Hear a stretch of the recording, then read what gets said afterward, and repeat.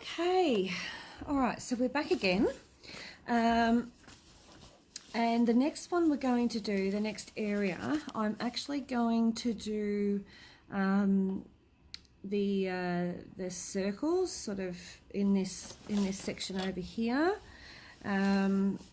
So they are like a figure eight, so you go one way and then the other, and then back around and then the other, and they're small, like they're tiny.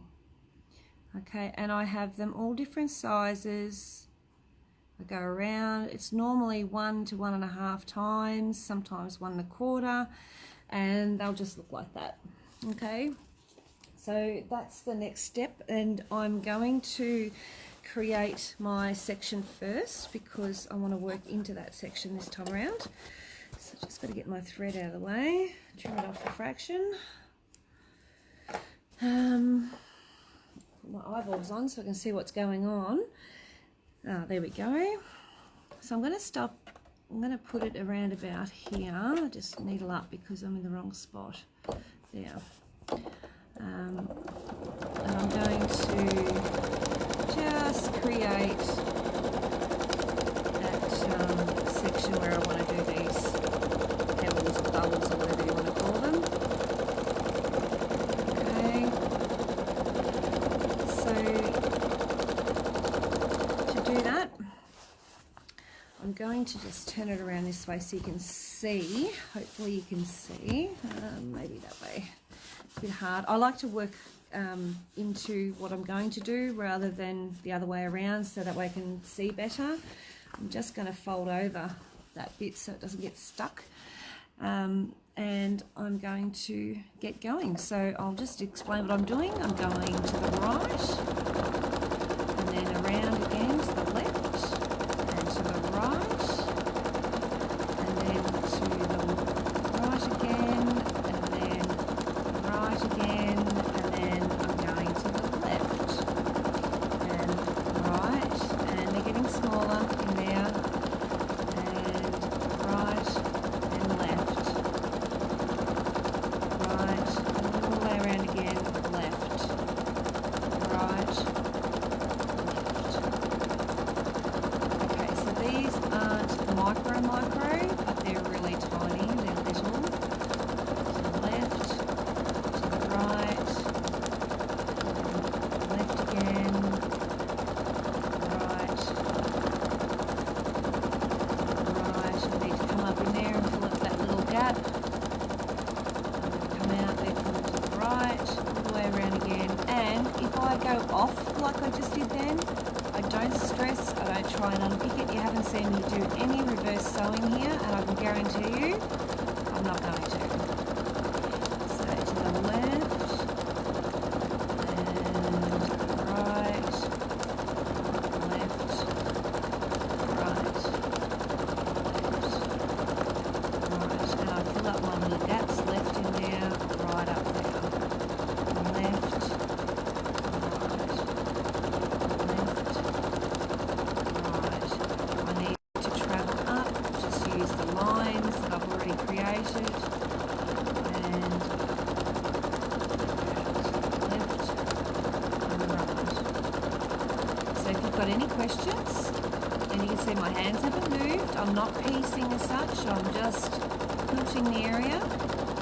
And the right, and to the left,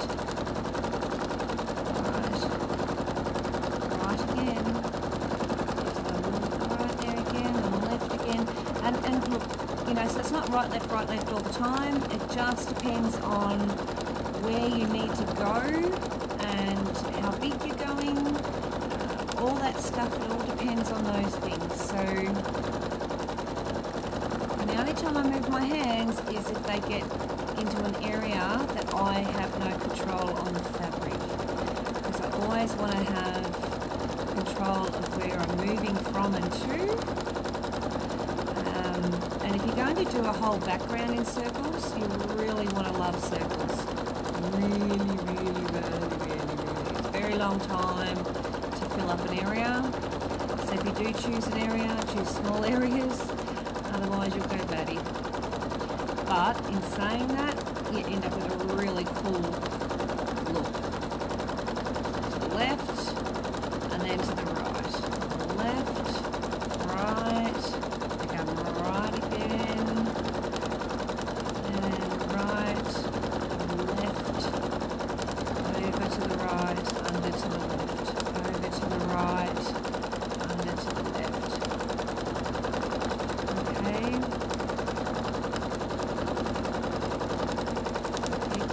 I like to do the occasional bigger one in there just to create a bit of texture.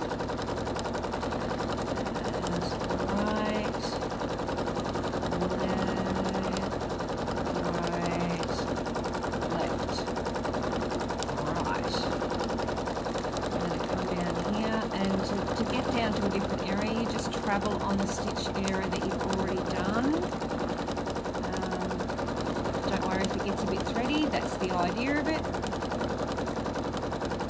Little ones in there, to the right, to the left.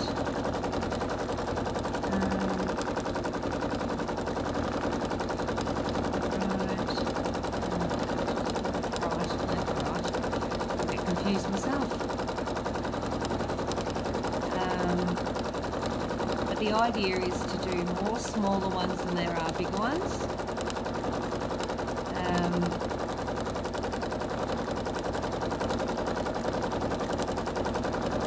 And to keep it sort of reasonably smooth in movement, best you can, best to your ability, and anything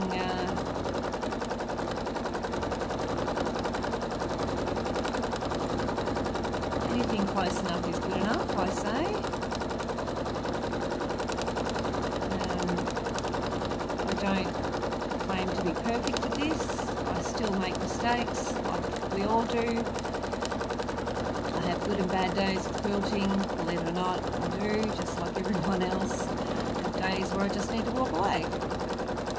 So, nope, I'm not alone.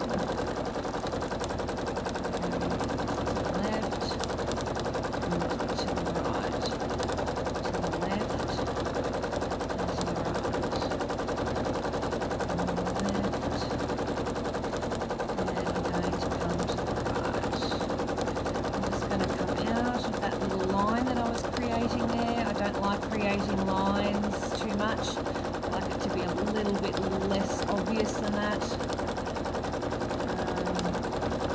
That was just to get close to that black stitching.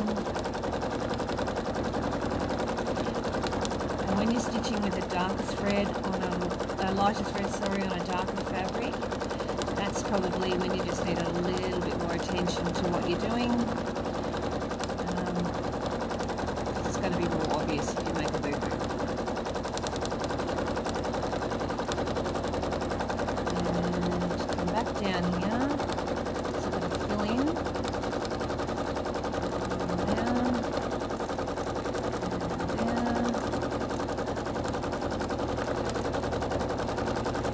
And you see I just moved my hand in before, and that was just to get some control of the fabric. Nothing worse than not having a hold on it. It goes everywhere. Right. Hopefully you guys can see this.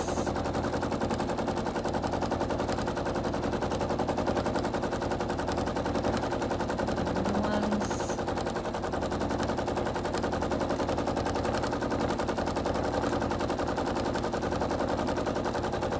If you've got some gaps to fill up, you just need to sort of get in there and stitch a little bit just to make it look like it's coloured in. You can do that. It's no big deal. And then to get back to your other area, just follow the lines you've already done. And then off we go. Right and to the left. Right, left. And I like to make them different shapes and sizes, and not all the same. Way too ordinary to have it all the same.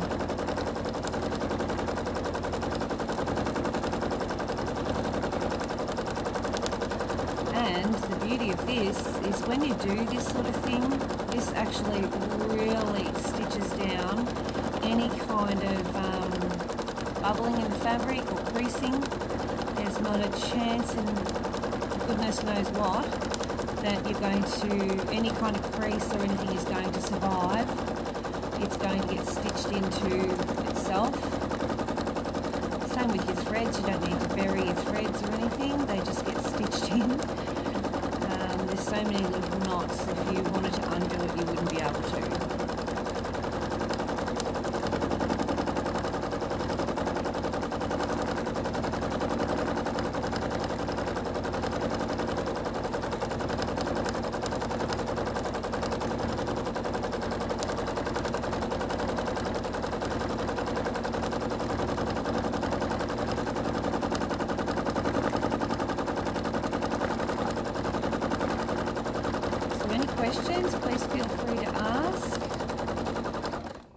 Okay, so what have I got here?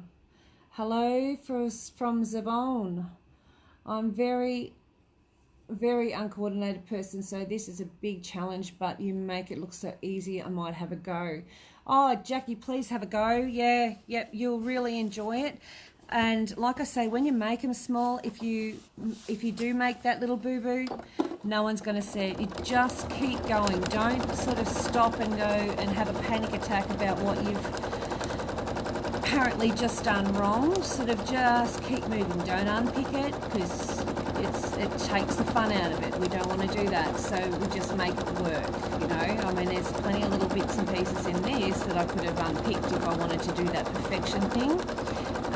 But to me, the perfection thing is it's an unrealistic thing. I like to be I'm a bit of a realist, so I'd rather do the happy and contented with what I've got than try and be perfect and unhappy, you know.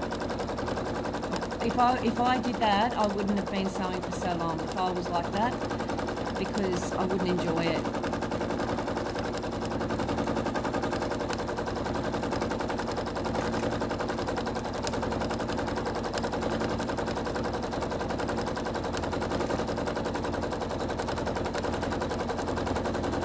So you can see how puffy this is here. You can see how puffy it is. That will all be flat, just like this. Very shortly, you can see that it's got a bit of a, you know, it's probably about 1/4 of an inch raised. So that will all get stitched down, and it creates a trapunto look, because everything else around all this stitch down has got 2 layers of wadding, and this doesn't. So it'll give it that real trapunto-y look.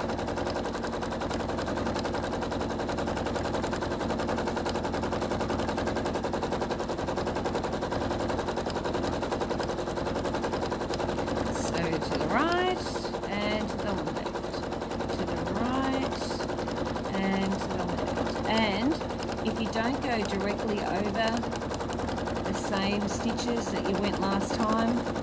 Don't panic. It's okay. Just make them all look the same, and then it looks like it's supposed to be like that. You know what I mean? So don't be hard on yourself. Be kind to yourself when it comes to this. I've been doing this for a long time, and I'm talking 15 years now. At least that. My daughter's 18 nearly this year, so it's got to be that. So yeah, so it's something you've got to practice at, and calico is a great practicer, and so is poly wadding or batting, sorry. Calico, get some calico, practice 10 minutes a day, 15 minutes a day, and now we're at home, unable to go anywhere. This is the time to do it, you know, practice those 10-15 minutes. Just practice and practice and practice, and then one day that penny will drop, and you'll be like, oh, all of a sudden I can do this, it just happened. I find that feathers are like that too. One minute you'll be struggling to get that shape right, and then the next minute you'll just go pick up your piece of fabric in your machine, and off you go, and you'll start, and it'll be all perfect. And it's just that motor skill, getting that motor skill to really kick in, and that repetition will actually make that happen. And I don't remember the date, but I remember when I did, the way it felt to actually feel that, oh, the penny's dropped, I know how to do these now, I know what I've been doing wrong and why I've been doing it. And no one can really show you. I've had it in classes where I've had people, the pennies dropped, and it's such an amazing thing to see someone turn around and go, oh my God, I've just understood what you mean. The penny actually dropped, and all of a sudden I've looked at their work, and they've gone from someone who's never been confident in doing feathers to someone who just picked up the fabric, threaded the needle, and started and it just happened. And I think half the time it's because we think too much. This is really a doing type of project or type of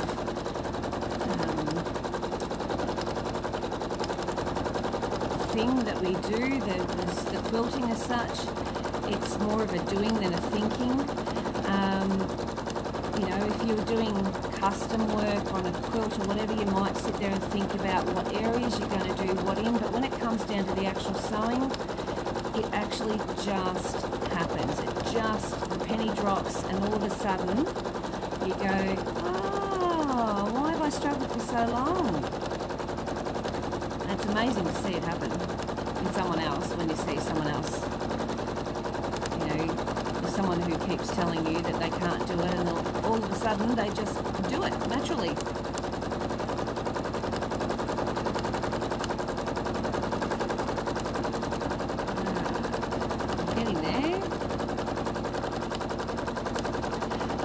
The other thing too, because I didn't give myself an area before until after I was sort of 3/4 the way through, but also I find that giving yourself an area gives you that, you just concentrate on that bit.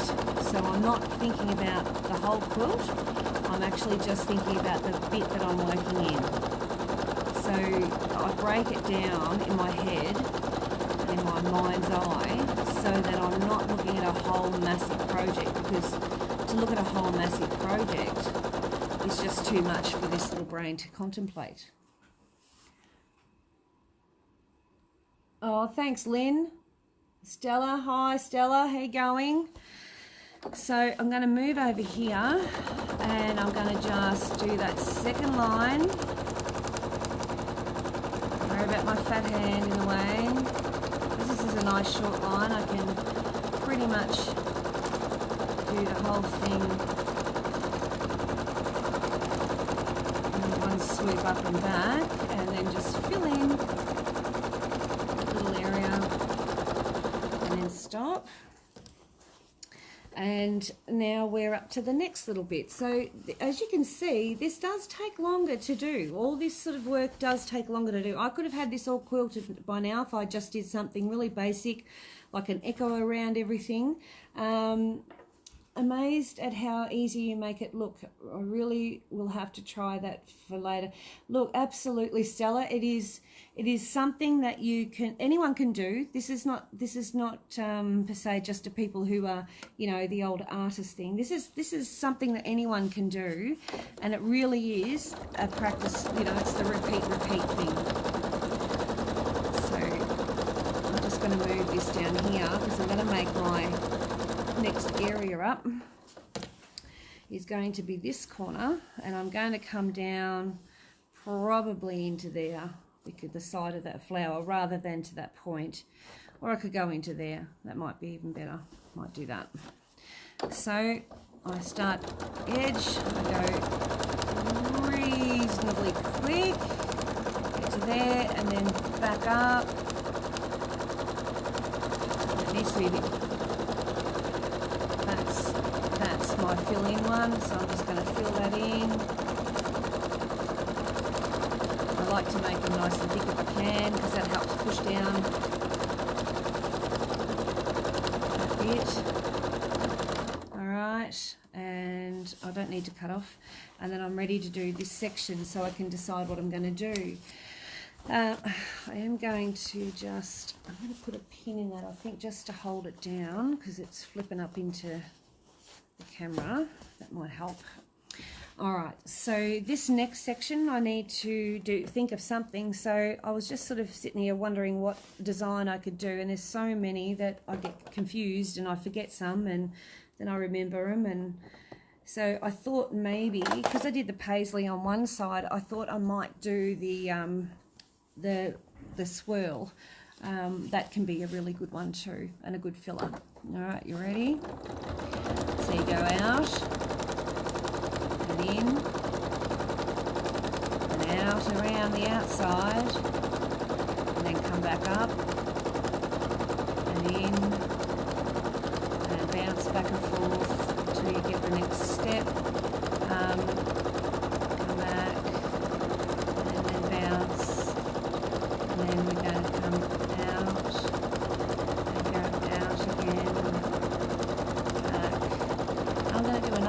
because I want to get back over here, if I can find it, there it is, and get to that point, and then open up another one, and go back again. I'm going to bounce around that one, and like I said, I've got this closed toe foot, and it does make it hard, so if you've got the ability to get yourself an open toe foot, please do so. It makes life so much easier. So I'm going to bounce there and then come back again, and we're going to do another one. So again, they're small but not micro. If I wanted to keep a micro, they all need to be really tiny. But it'll be enough to create that trapunto look without doing any cutting out.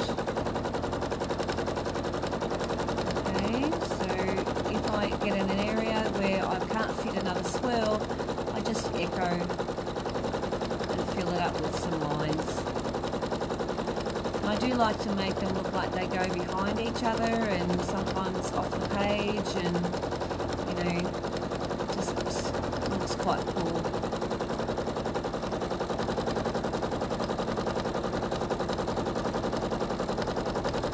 So going up halfway, and that tends to make them look like they've come off the page.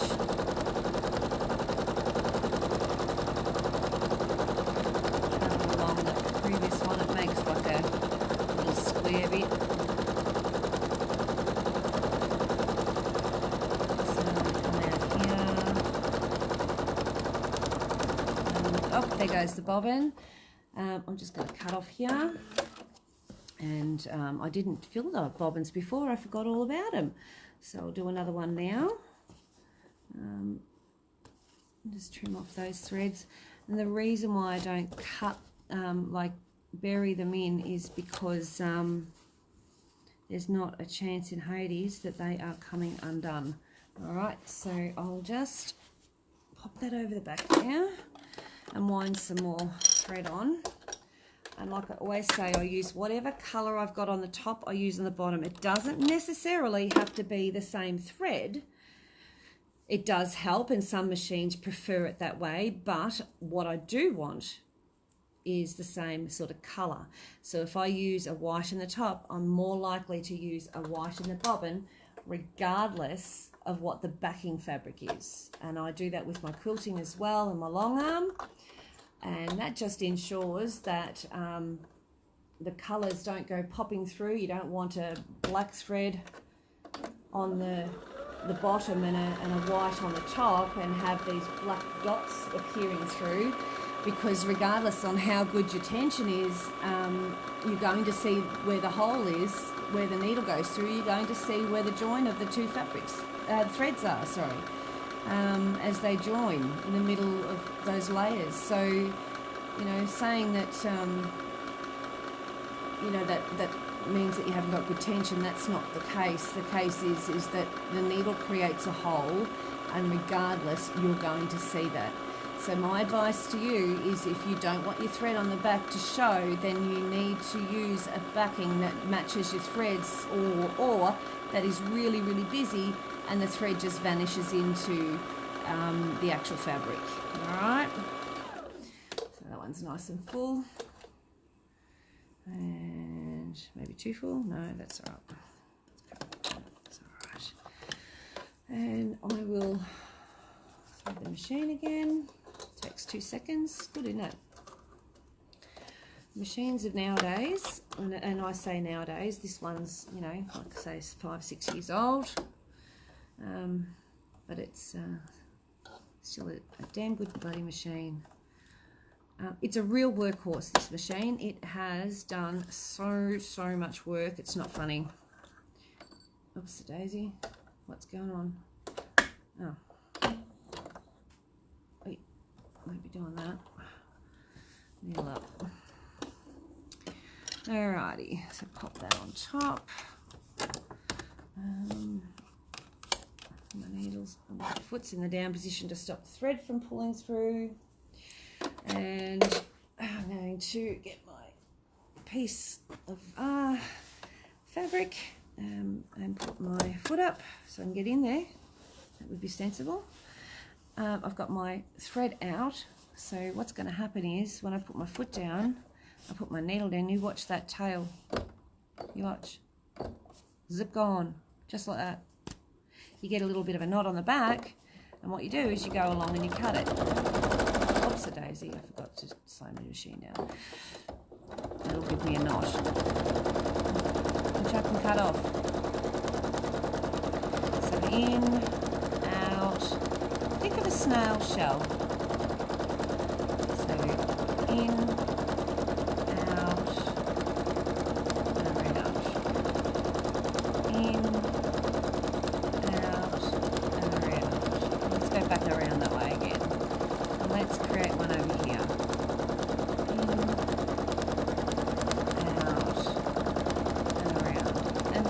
The idea of this is to keep the distances between each swirl, each curl, row, around about the same if you can. If you can't, it's no biggie, it just looks neater when you can. Right, so little tiny area there, I can't actually get a swirl in there because it's too small, so I just echoed, just made it look like it's meant to be there. Alright. See an area that I've missed, so I'm going to go back to it. No, I haven't missed it, just imagining things. Alright, back again, let's make it an echo, and I'm going to echo that one. I'm slowly getting back to where I stopped before, because I started in a different place to where I stopped.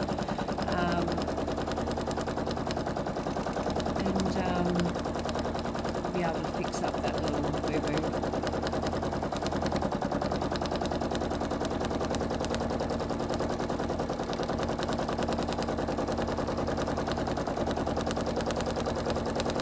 And when I do classes, I tend to,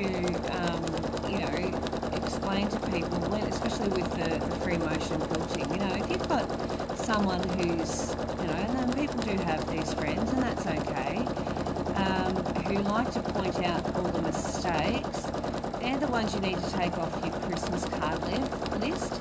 And if they're a relative, you need to start digging the hole now in your backyard. Because honestly, it's, you can look at any of the quilts at any of the shows, and they are all, they all have their little indiscretions, and nothing's perfect, they might come close to it, but they're not perfect. And I don't think any of them would like to think of themselves as perfect. I think they'd like to think of it as being an accomplishment, and being admired for what it is, which is handmade. Even if it is by machine, it's still handmade. Because without your hands, it doesn't get done. Okay?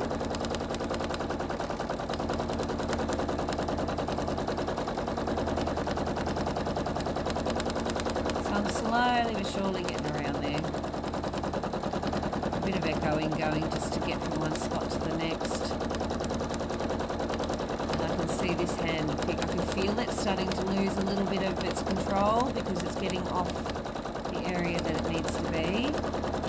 So as I come around here, just move my hand in just so I can get a little bit more control. I don't like it when my tips of my fingers are the only thing holding onto the quilt. I like to use those gloves because that's what they're for, and they've got the grip, so that way I'm not using my fingers and creating more tension.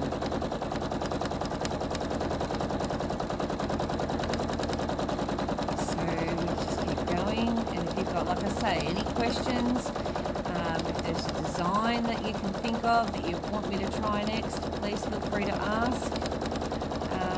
That's what we're here for this weekend at the Great Australian Craft Show. I think it's a great idea. I hope you're going and visiting all the different businesses and seeing their websites and what they've got on for sale and grabbing yourself a nice bargain.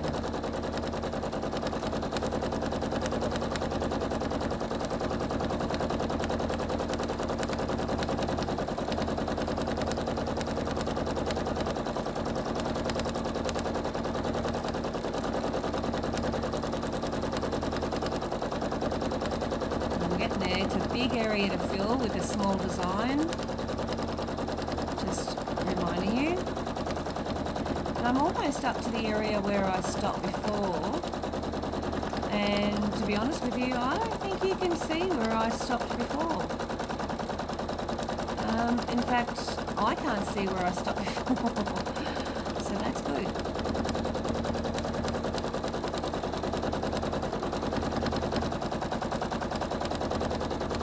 Daisy, look at that, we've got a crease. Oh my god, what are we going to do? You know what we're going to do, don't you girls? We are so going to stitch that to death. I'll let me come back to it and I'll show you. Alright, you ready? I'm going to stitch that baby down. I'm going to put that little swirl in there. I'm going to come around there and just grab that crease. And there it is there. There, I'm just going to come over the top of it. What crease? Did you see that disappear? That's cool, hey?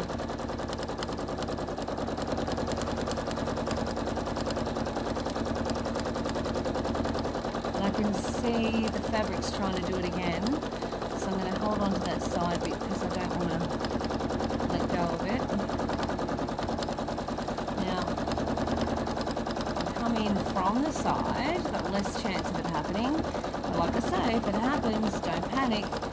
Just quilt it to death. True, it works that way.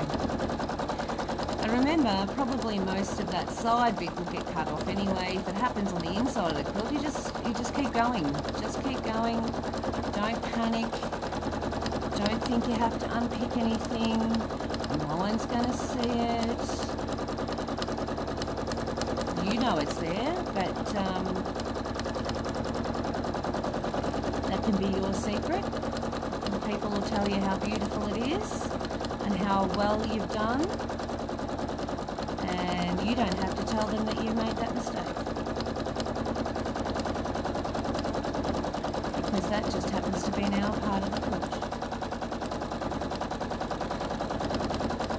And obviously because it's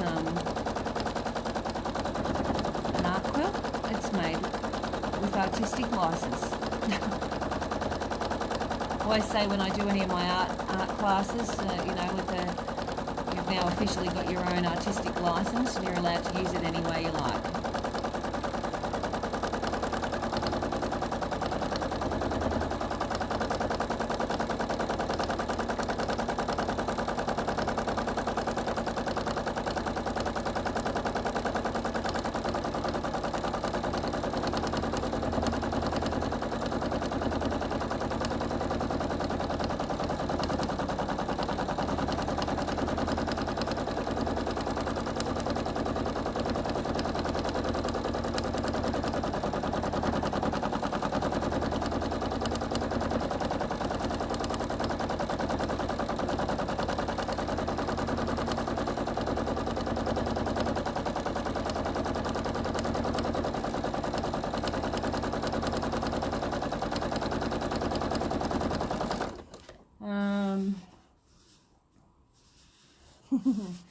Thanks, Charmaine. Appreciate that. So can you see that anywhere there? I can't see it. I know it's there, but I think it's around about here somewhere. But you know what? I would never, ever would I try and unpick that. There's not a chance in Hades I would ever try and unpick that or try and stretch it out. It's not going to happen. Absolutely not. Not on my quilt or anyone else's. And I do have to do that control thing and stop people from wanting to do that in classes because they want to unpick, and I just say to them, there's no unpicking, we don't need to unpick here. We just make it work, and a lot of the time, you know, when they're doing classes, especially technique based, they're really and truly just learning how it works. So why would you unpick a sample? What you do with a sample is you learn from them. So just leave it there, try and learn from it and move on, you know. And like I say, years later, you know, like I say, 15 years later, I'm still making those little boo-boos, and that is absolutely fine. I never proclaim to be perfect, so I don't mind my faults being out on show.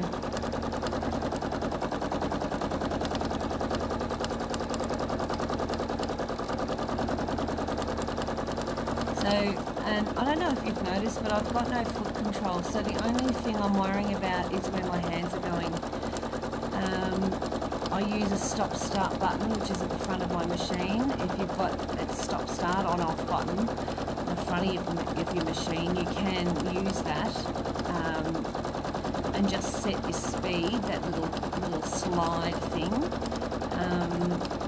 and then you literally just move your hands to match the speed, and it's only one motor skill, so less to think about, because I find that if I'm thinking about my foot and keeping the speed even, I'm not concentrating on where I'm going and what I'm doing, and where I've got to go next, and like I say, I don't think too much, so if I have to now start thinking as well as doing, it sort of adds another aspect into the whole process that becomes very unfriendly. So I'm just going in here. Just got a bit of a hole there, so I'm just going to fill that up with that and a bit of echoing. Swirl, a bit of echoing.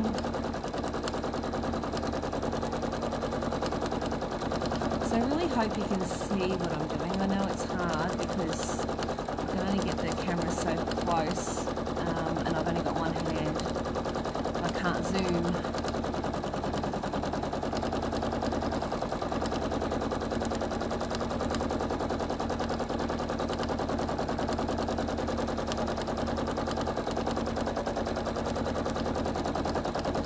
And I also find that people really learn a lot from watching, and as well as the doing, just seeing it happening, especially in a class atmosphere.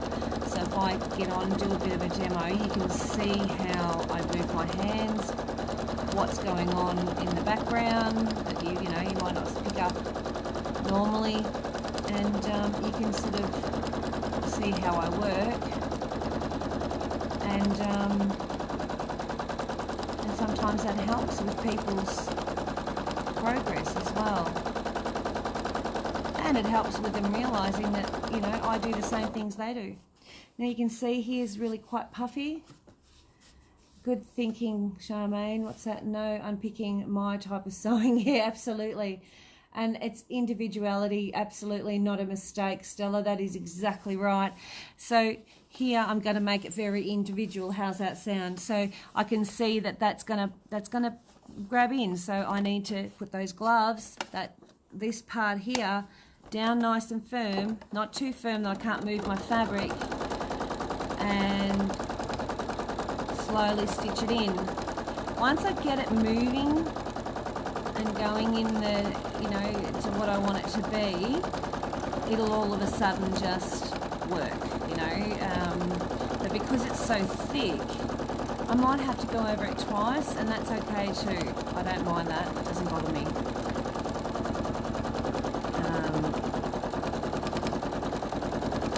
Just be prepared that you might have to do really, really tiny, heavy little areas just to fill that up. You can see how that's starting to fill now, and it's flattening it out. Which is exactly what I want. And if I do get a crease, what am I doing? I'm going to stitch it to death.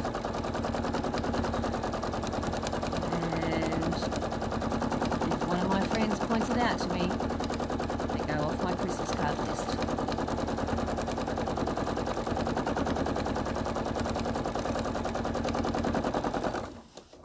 Alright, looks raised, it's not raised, it's just the shine on it. Alright, so you can see how that just pushed all that down there. All that was really, really puffy, just like this. So I put them down and I pull apart like that. So you can just see this it goes bang and it goes down. But once I've done that, I then need to release my hands a little, otherwise I won't be able to move my fabric. But I've already got a firm grip on it without straining my wrists to a point of agony. And no one likes carpal tunnel. And I've got to move my hand out of the way, so release there. And come back and forth. Get it going so I can get in here and do a swirl.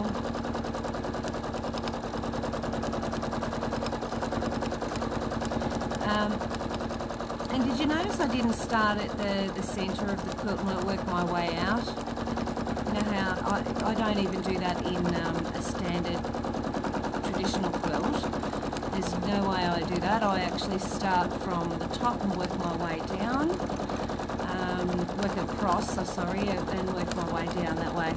I find that the old way or old method of starting in the middle and then coming out either side, it's a bit of a myth. It doesn't always work that well. The smaller, obviously, the piece of fabric in, the easier it is to work from the top. But from my experience, I find that the more you work from the top down, you've got a better chance of smoothing it out as you go from underneath of it. Whereas when it's in the middle, you're smoothing it out, but you're smoothing it to the right direction, and it can create all sorts of issues. And it's really, really, really hard to get one of those quilts underneath your machine. It's like nightmare. Hence the long arm. I don't do nightmares.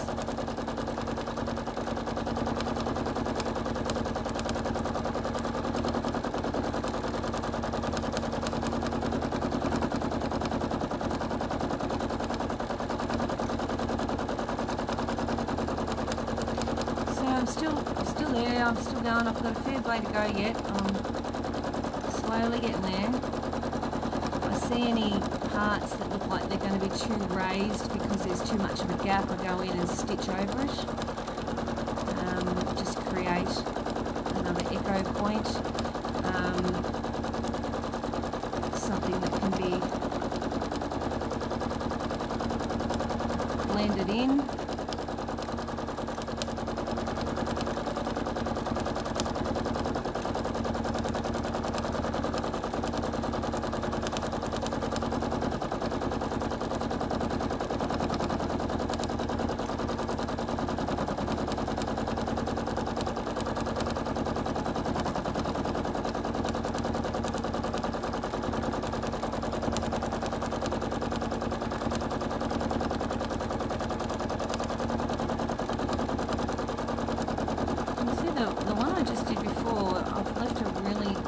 The gap in between those rows quite wide, so I'm going to come back in and just do one in between and break it up. And because everything's so small and tight together, you can't tell that I've just sort of walked in the middle of that pattern.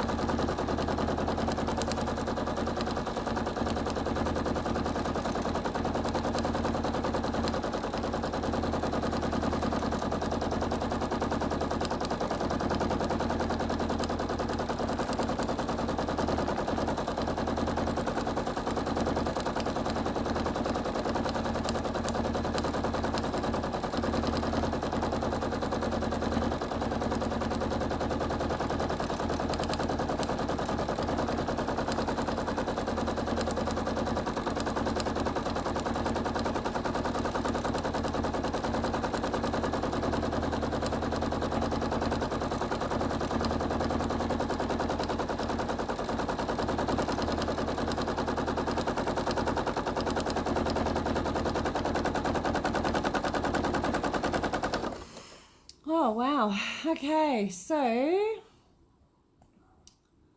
well, who else is there? Okay, so it says, hi Karen, should you practice drawing your design on fabric before starting on your project? Julie, you can if you like. Sometimes just doodling away without even thinking about quilting, it can be really quite helpful. It helps with the motor skills, with, you know, because when you're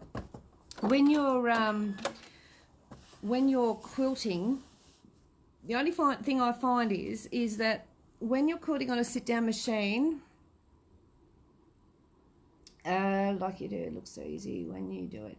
Oh, Lynn, it's there's other ways of getting around it if you're stiff. So I'll talk to you about that in a second. So when you're actually doing this, you're moving. That's your pen or your pencil. The needle's your pencil, right? But this is your paper. So you're actually moving your paper underneath the pencil. So it's quite different than what it would be with the pencil over the paper. But it does help with those motor skills. It does help with that free motion sort of feel, that free movement.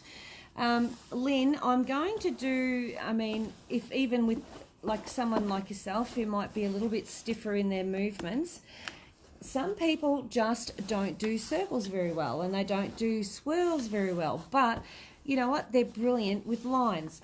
So sometimes I'll actually say to someone, well, instead of trying to be what you're not naturally are,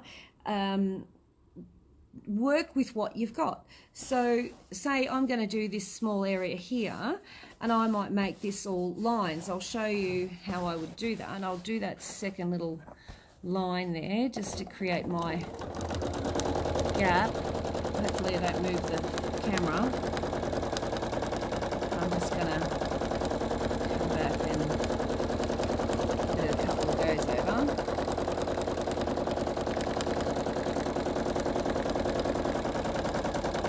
Alright, I'll just move it around so I don't... Oopsie daisy, lift the foot, silly woman. Alright, so I might give it a couple more goes just so it's a bit thicker. Just come back and forward just to thicken it up.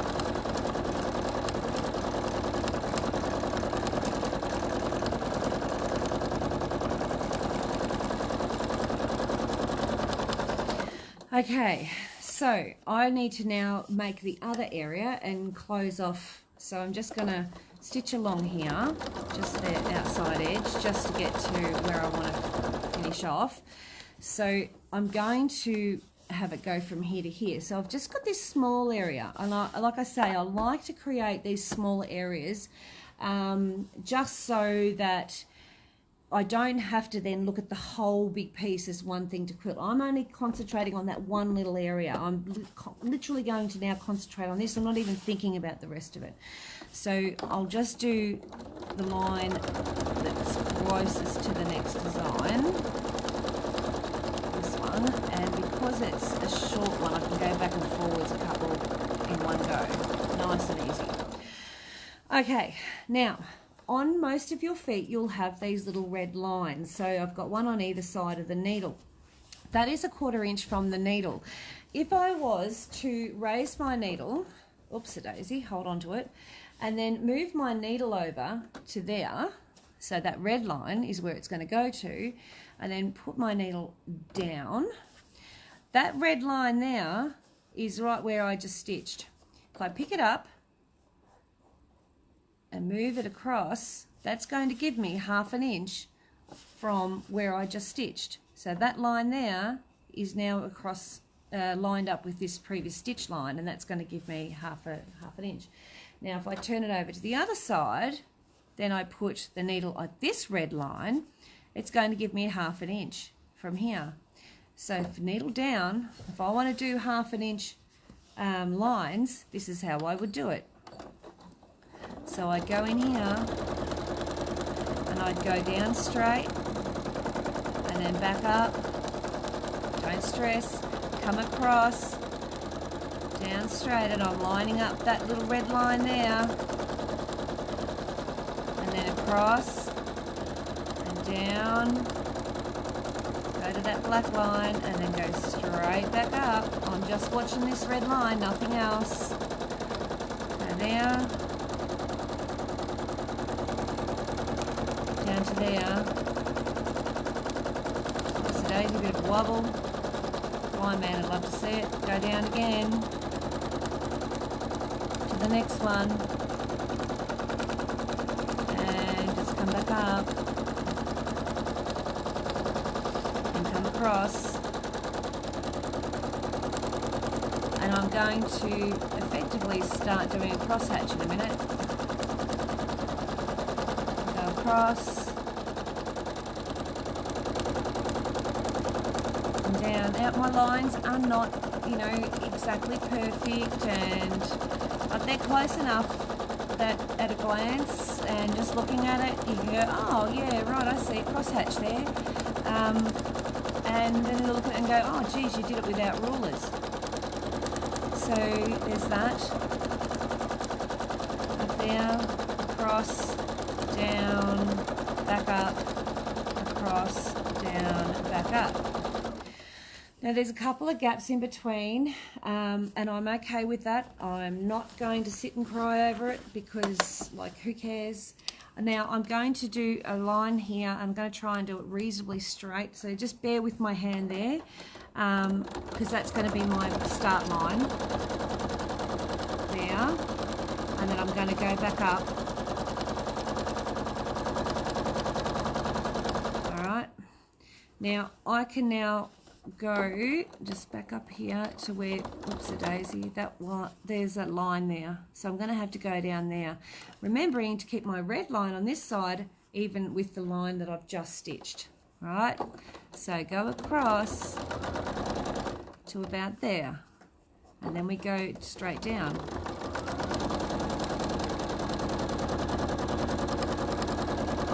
So go straight down, up again, and follow that stitch down there, and go down, and back up again. No ruler. It's a nice free motion crosshatch, and it breaks up all those swirls, so you're not just doing all those swirls all the time.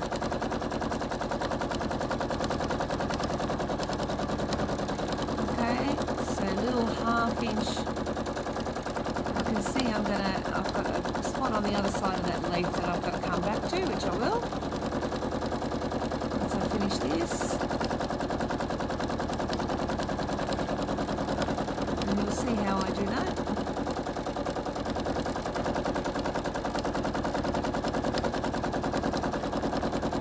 Down there and across. Down there and across. Now I need to go to the other side, so I'm just going to travel up that line I stitched earlier, travel down the side bit. That's in my edge of my fabric, and then I'm going to turn this around so I can come from the other direction. Now, when I do this, all right, you're going to have to remember to pick up your needle and move it over to that other red line. Otherwise, you're going to get yourself all caught up. So you come across here,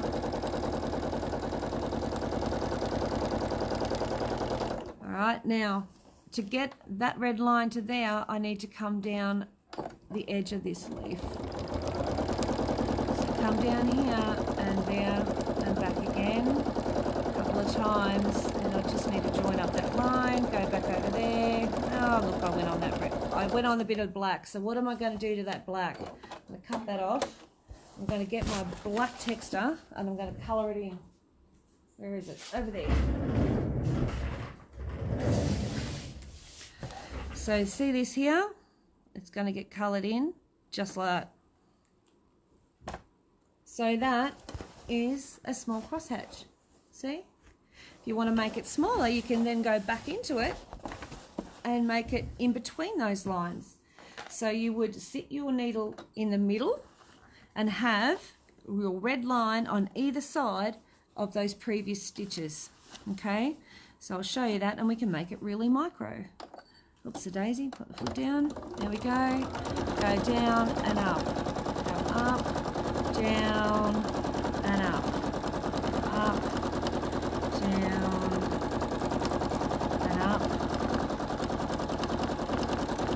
You might be a bit wobbly. I'm a bit wobbly too. It's okay. We're not looking for perfection. We're looking for a completed item.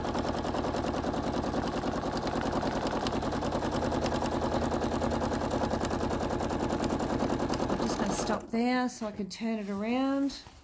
I need to just probably pin that, I might pin that down there, just with a massive pin, just to hold him. Alright, get up to the top, just go across here, and down, come down here, down, go across here, down here, and those red lines on my foot are going to be my indicators of where I need to be placing my needle between. Okay, so I hope that makes sense.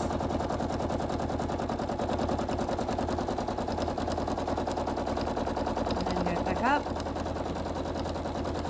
so that rather than trying to figure out a 1/4 inch, oopsie-daisy, I'm just going to guess, and I've done one side, and now I'm going to come across and do the back and forths. So straight down, up, across,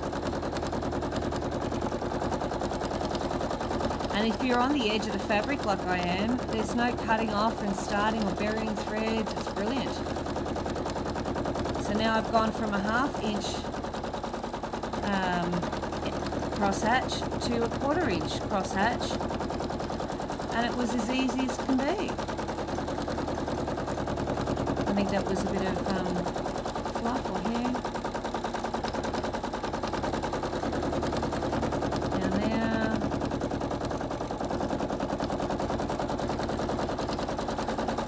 Just stop for a second. This is starting to get caught up as well.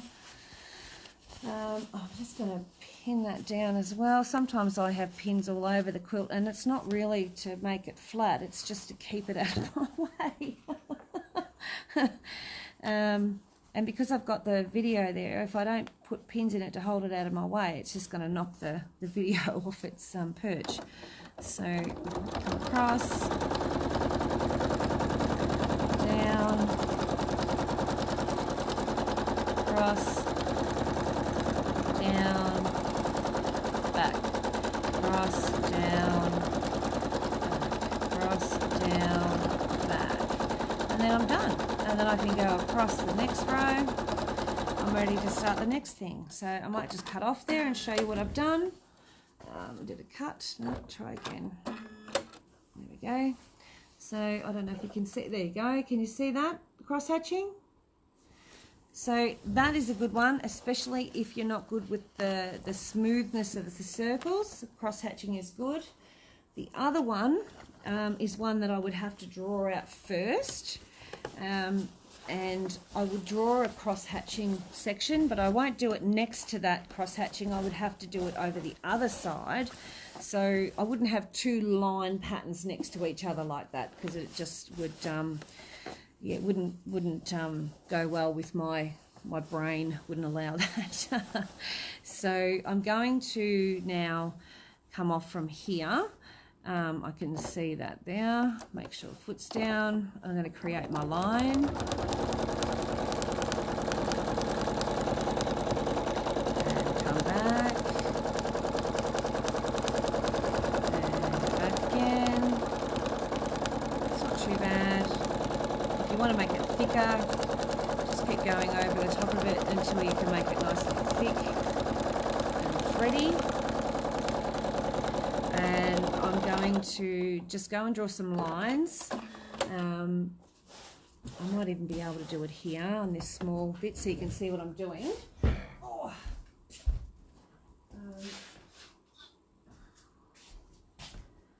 I'll use this one.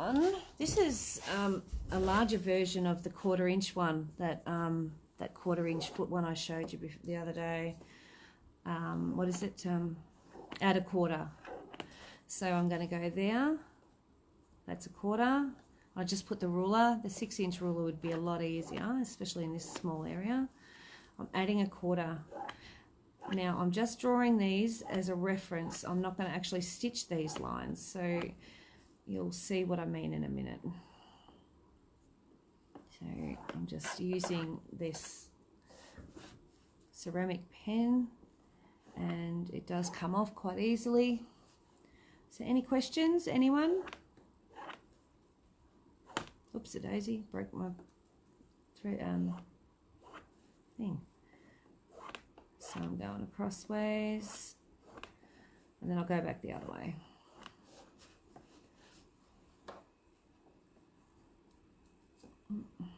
Oh, it must be at the end of my little thing. I'll add some more in there. What else is there that I can tell you about it?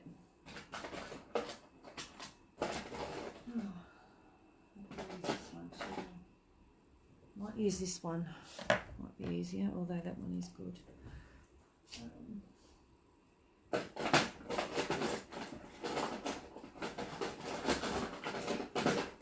Sorry, just trying to find where I put my... Oh, there we are. Right. Everyone can stop helping me now. Alright, so this, you take the lid off. So that lid just slides off. You get your sew line refills. And then you just pop it in, just like that. You don't have to line it up or anything. You put the lid back on, and you just keep clicking until it goes in, and that old one stops pushing out. There we go. So, all right, and that way I can just go back over some of these. I should have done those over there. Just go. And the lines are fairly faint, you know, you don't have to have these really, really heavy lines. Oops-a-days, I've gone on a bit of an angle there. It's no big deal. So if there's any questions, please feel free to ask. I'm happy to try and answer as many as I can. I don't see any questions coming up, so I'm hoping Facebook is not playing up on me again. If you don't seem to get the answer you want, please send me a PM. I'm happy to try and answer you in a PM if I can. I am putting these videos up on YouTube as well. I do have a YouTube channel under Michelle's Patchwork that you're welcome to go and have a look at. I'll keep breaking the thing because I'm pushing too hard. So this add a 1/4 is not only good for just using your rotary cutter, it's also good for ruling lines. Alright, so I'm almost at the end. There we go. So I've got these lines going across this way. So now I'm going to turn it. I might actually turn it all the way around. No, I'm quite, because I'm totally absorbed. Thought you might have gone to sleep. Oh. Alright, so I might go this way. Alright, and I'm just going to,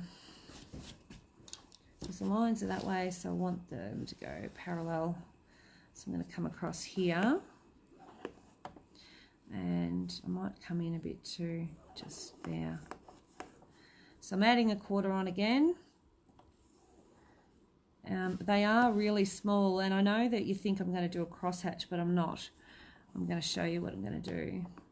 I'm hoping I can see it really well with this foot on. Where's my line go? There it is. Could be a bit hard, but we'll see. That one looks a bit fat, to be honest.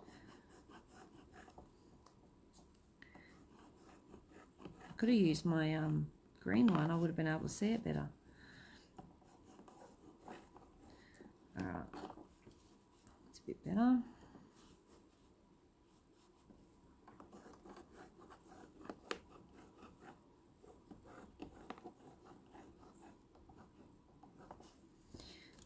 Okay.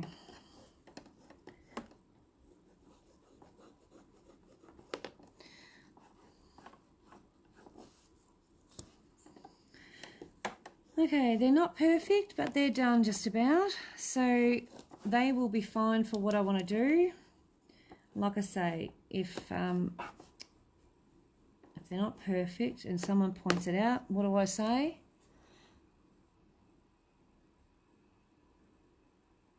Okay, I don't use rulers a huge amount, Sheila. Not really at all. On the long arm I will. On the sit down I don't really. It's funny because I can do them. I just prefer not to. I'd rather do the free motion. This ruler is not designed for actually free motioning with. It's just a measuring and cutting tool. But the pen I'm using, Stella, is called a Sewline pen. And Statewide Sewing have these. You could always get onto them. I think their phone numbers would be, I'm sure they're pretty much, you know, there's one everywhere. There's one, well, I say everywhere. They will post it to you, so that's no big deal. I can always organise that for you as well, so I can give them your details and they can contact you and organise payment and everything over the phone. And post it out to you. So that's another option. They're only about $17 or so. Oops, a daisy, just broke it again. Oh well. Now I'll just push that other one down. You can see it's just pushing down. So there we go. I'm just making some lines up as I go, just because I can. All right, now I've got all these little lines there. That's because you're good at free motion. Yeah, well, that's right. So I've been doing it for like 15 years. I should be bleeding good. If I'm not good by now, there's something wrong. All right, so what I'm going to do is just get another colour. And I'm just going to just pop that down there. Now I'm going to draw those cross-hatching lines like I just did in a different colour, right? So that is theoretically what I drew there. See those green lines? And what I'm going to do is now going to be in my black pen. So I'm just going to use those lines. They will go away after a while. I can rub them out. And I'm going to start at an end, and I'm going to do this, then this. Can you see what I'm doing or not? Am I too far away? Hang on, about here. And this, and this, and that, and that, and that, and that, and that. And then I'm going to go across there. I should have started there. So that would have been my start point there. And then I'm going to come across and up and down and over, up and down, over, up there, across here. No, that wouldn't have been my start point. My start point would have been here. Sorry, I take that back. And then across here, up, down, across, up, down, across, up, across, across, across, across, up, down, across, up, down, across, across. There to there to there, then there to there, there, there, there, there. And I'm just going to keep going in that whole area. And when I get to the end and I've got nowhere else, oops, a daisy, I forgot about those. I've got nowhere else to go, then I come back down this side bit and I've created. I come back to where I start and I finish at the same spot. And we're going to end up with that little thing. Okay?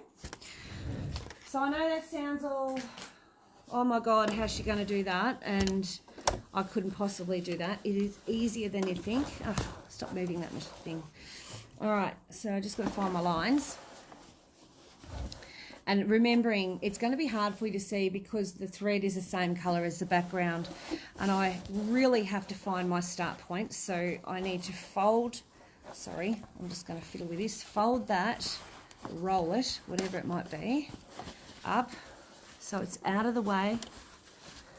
And just put my hand on it. Hopefully it doesn't get in the way of the camera thing. We've moved a bit, I think, haven't we? Let's get you over here. There we go. Can you see? Is that still good? All right, I think you can see what I'm doing. So if I move up that way, you can see, is it going to hit that thing? Yes, it is. So I need to maybe do it this side. That's it, that's what I'll do. I'll pop that there. I'll pop a pin in it. So I'll put a pin at one end and a pin at the other. It's stiff, but it'll work. It's just to hold it down and stop it from pushing up against here and creating restrictions. All right, so then I'm going to just fold up that. As I can see, it's going to hit the camera. All right, there we go. So I'm going to start off in here. Now, I could have a couple of, hi, I have never heard of you before. How do you teach classes? Hi, I teach classes. I do have the online stuff, but I also travel. And I do, you know, classes with groups of people. I do a lot of things, actually. And no, not everyone's heard of me, and that's fine. That's awesome. It's good to see someone else find me. That's lovely. Okay, so one thing I'm going to do is slow that machine down a little bit because I don't need it to be really, really fast. And I'm going to go from point A, which is pretty much just behind where the needle is, to here. And it's a very small jump, but it's a very little half circle. And then I'm going to go up, and then I'm going to come down, and then across. And then I'm going to go up and come down, and back up there and across. And this one I'm going to need to travel twice because I've got the leaf in the way. That's okay. I'm okay with that. And then up, and then down, and across. Now, mine won't be perfect, and I'm okay with that. I don't really do perfect, so it's all good. And then across, up, down. And what this will create is like this really nice sort of, I don't know, flowery sort of look. Across, and then across to the other one. I'm just meeting at each point, and then over. And then we go up one, across, and then across up that way, up to the top, back down again, and then back over to where I started. Up a row, across, and then little half circles, and then up, and then across. And then you go up to the next row.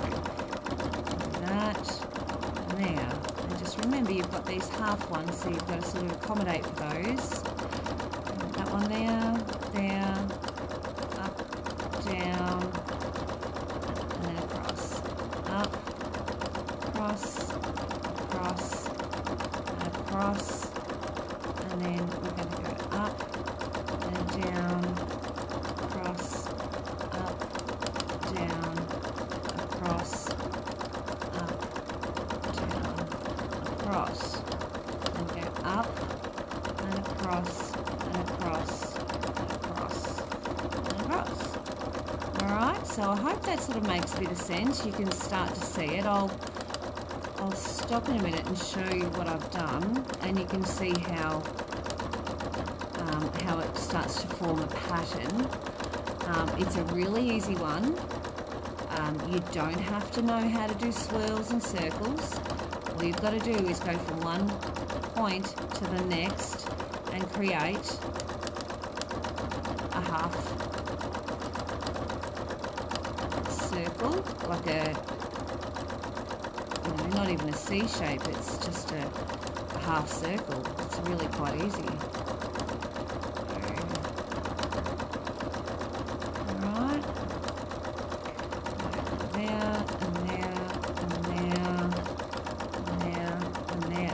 Keep going all the way along that row, if I can see it. Sometimes you've got to make these things up as you go. Alright, so up and down, across, up and down, across, up, down, across, up, down, across, up, down, across, up, down, across, up, down, across, up, down, across, up, down, across, and it's just repetition. But you can do this all without having to stop and cutting off your threads. I've never heard of it. Yeah, okay. So, can you see it there? Can you see it starting to take effect? I'll keep going, and we'll see how, once we get this done, we'll have a bit of a break, and I'll come back for the second part of the little quilt.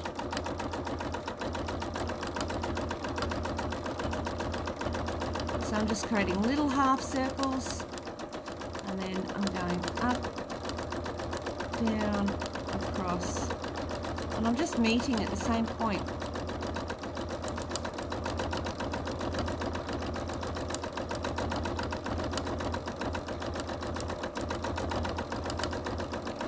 Oops, daisy, bit of a wobbly one.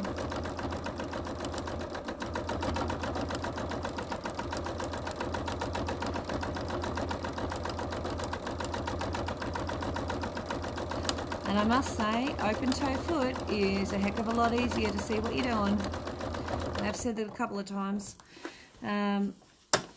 It's much, much, much easier than trying to guess where you are.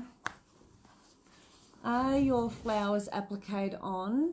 If so, did you use iron-on interfacing? And what stitch did you use around the edge of the pieces? Okay, so these are painted on. These are all painted on using Lumiere paints, metallic and pearlescent paints. So it's like literally a whole cloth, and the stitch around the edge of them is a straight stitch. It's just pretty much as basic as that. So there's no applique at all in here. They are painted on. And same with the flowers. So you can see the flowers. See? Okay, so they're all painted on. None of it is appliqued. So I'm just rolling the quilt up a little bit there, this side, so I can sort of get a bit of a hold on it. It is hard for me to see with the closed toe foot, so I am going to make boo-boos, but, you know, I don't care. I'm actually enjoying the fact that you're enjoying watching me, so that I know that you're actually getting something out of watching me do what I do. And like I say, happy to answer any questions. You know,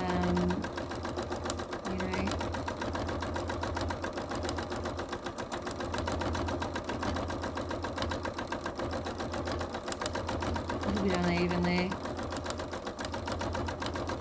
Like I say, blind man would love to see it. And once I get rid of those lines, which doesn't take much to get rid of, once they're gone, you won't be able to see all my little boo-boos. Wow, that looks great. I thought applique too. Yeah, I'm not that clever. Thank you, Julie. Yeah, no worries. They look great. Thank you, April. Yeah, look, I mean, it's what makes them stand up is the fact that I'm really quilting heavily around them. It's quilted to death around them, basically. Bit by bit, I'm just doing little sections, and that's making the actual picture stand up and become the front and center, so to speak.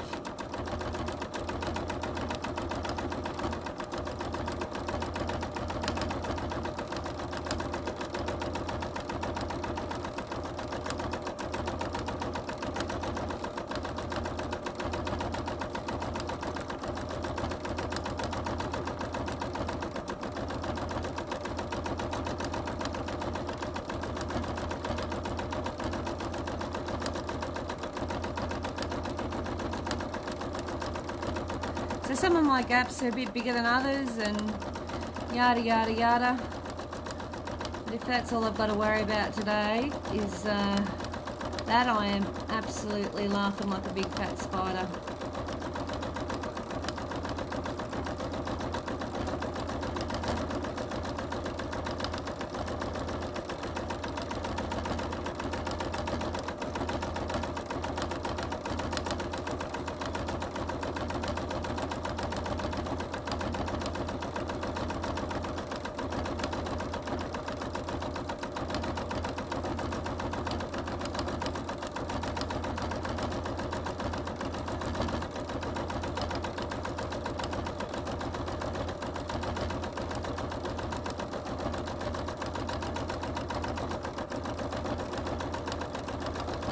Again, I've got my my hands as flat as I can so that I don't get strained, because you know you're sitting here for a long time doing this, and I don't like sitting for too long doing it at one given sitting, because you get quite sore and achy. It's best to, you know, hop up and move around a couple of times, but because we're doing a bit of a video, I thought I'll just keep going. I'm just going to go all the way back here, just stitch all the way back and stop there. I can see a nice pattern happening. I don't know if you can see it at all. It's a bit hard to see in this, isn't it? I do need to come in here. I can see that I've got that, so I am going to go back over to where I was. That was a bit weird, but anyway, and I'm going to go here, here, here, here. I'm going to pop that one there, here, then there. And it makes it hard because I'm sort of stuck. I've got myself into a bit of a corner here, but I'm going to make it work if it kills me. So, and it very well could. I'm just trying to figure out where I am. Across, up, down, across, up, down, across, up, down, across, up. And some of these squares I've drawn are different sizes, and you know, that's all fine, because when I finish, like I say, and take away the lines, you're not going to see, you're just going to see the pattern, and you're going to think, how amazing is that? I just need to lift up that foot a little just to see what I've got to do. And I'm going across, up, down, across, up, down. So I'm going to join that, across, up and down, across, up and down, across, up and down, across, up and down, and across. There we go. I'm just going to fill these in.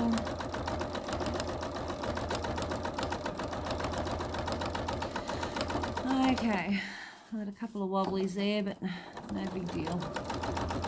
I'll sort them out later. I'm not really stressed. Up, down, across, up, down, across, up, down, across. Okay, just stop there. I just need to see where I am. Yep, do it this way so we can see better. Cross, up, down, cross, up, down, cross, up, down, cross, up, and down. Now, I've got it again.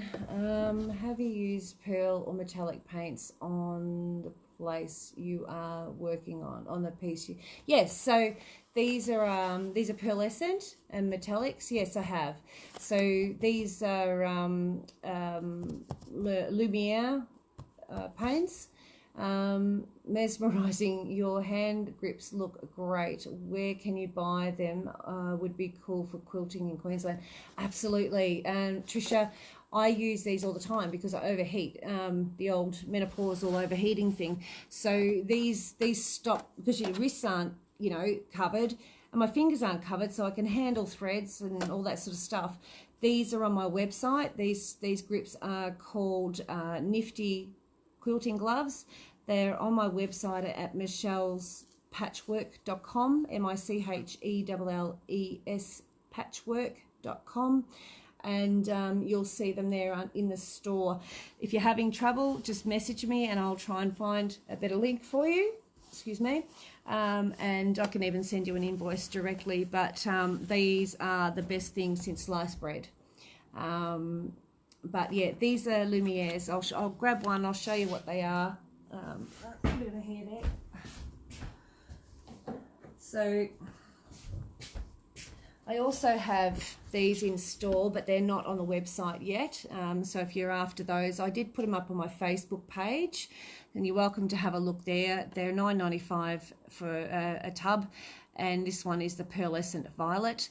And yeah, so I do have these in stock as well. So there's a couple of photos there that you'll be able to see these, and they're all $9.95 a tub.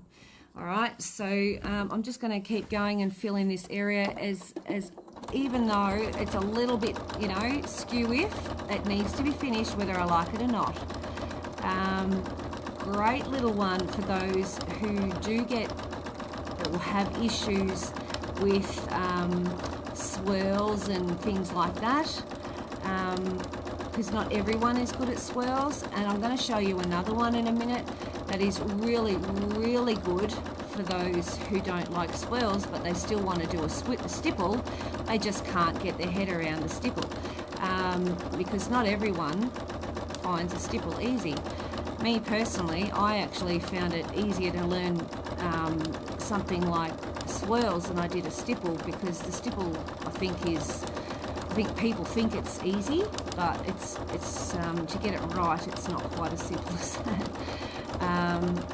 So I'll show you the next one. It's like a meandering type thing, and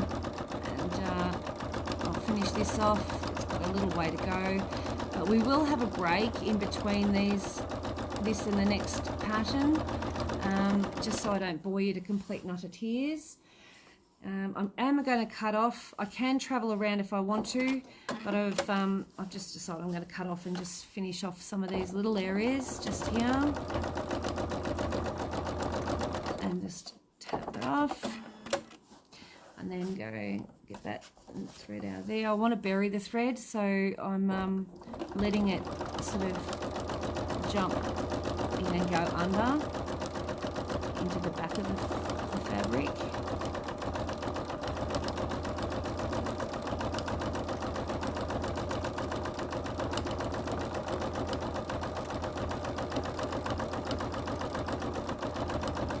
So here I'm traveling a little, just sort of want to get some of these done in little bits and pieces.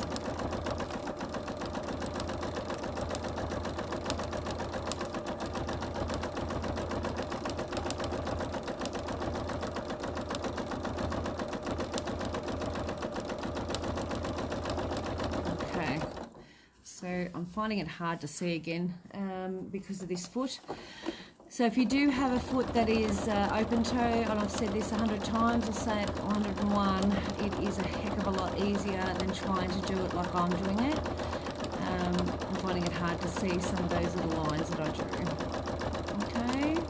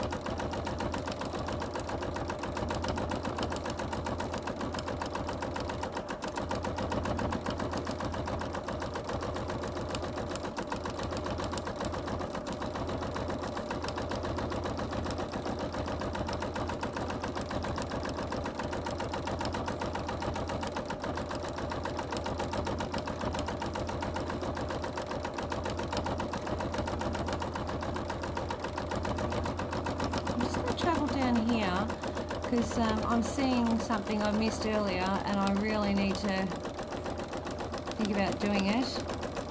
This little area down here. So I need to just come in and put a few lines here and there.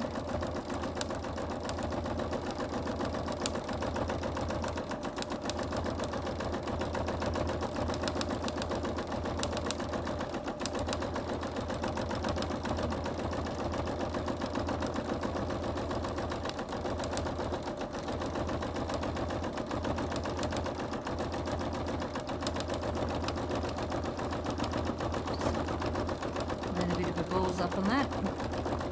That's okay.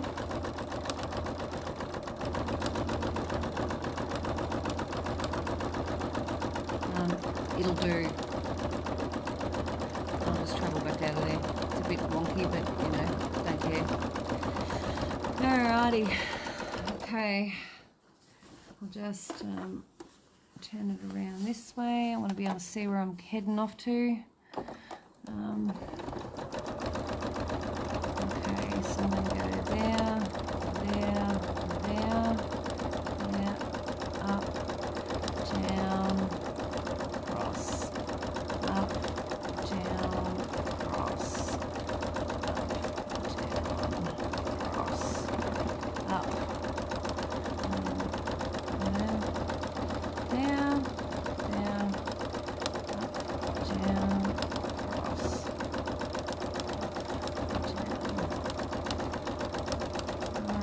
So I've been sewing for quite some time, so I might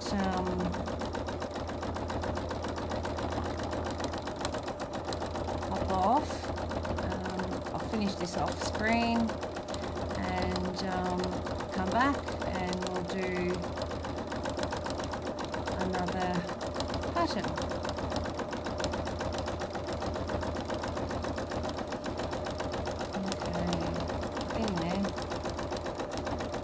I missed a line. Oh well. I have. Okay. That's weird. Why would I do that? Let's put one in there. Let's make it work.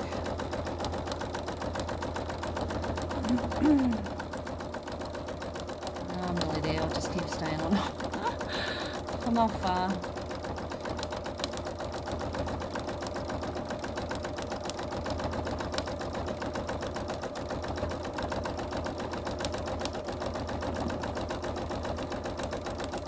A little bit messy there in the middle.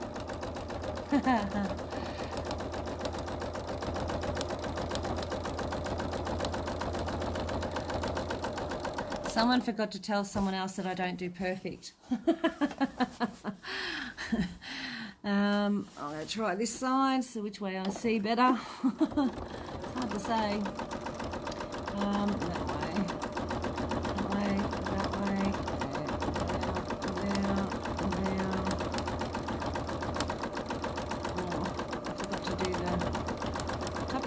Thank goodness you can go back on this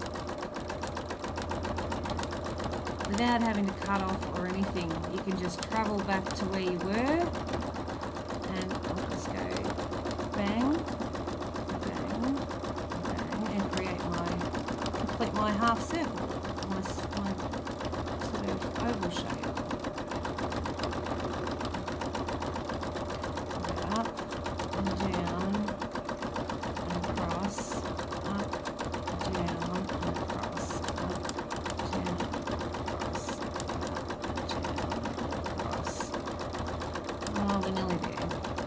And this is what happens when you do micro of any sort.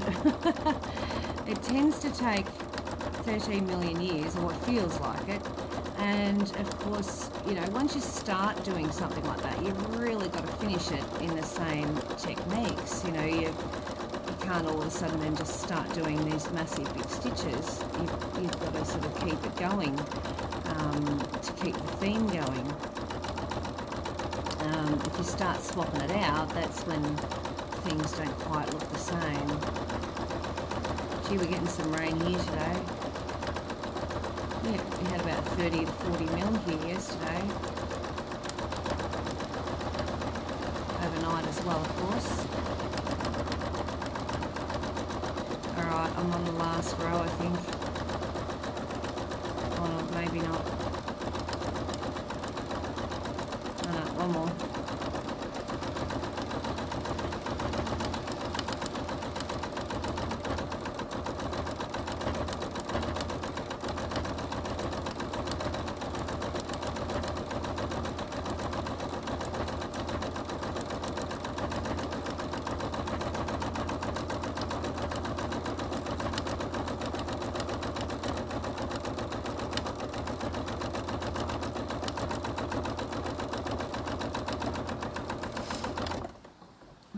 Make sure that looks a little bit wide there. I need to come down and just put that in there. You know what? Like I say, blind man would love to see that. It was raining, what's it say? Raining all night here and also this morning, and now it is sunny, although windy. Yeah, no, we don't have any of that sunny today. So there, I finished that little bit there. You can't really see it, it's a bit hard to see. There it is there. You can't even show you the back because you can't see it from the back either. I'll just put that up there. So where is it? There it is. There it is. Let me put that down a bit more. You see that? There it is.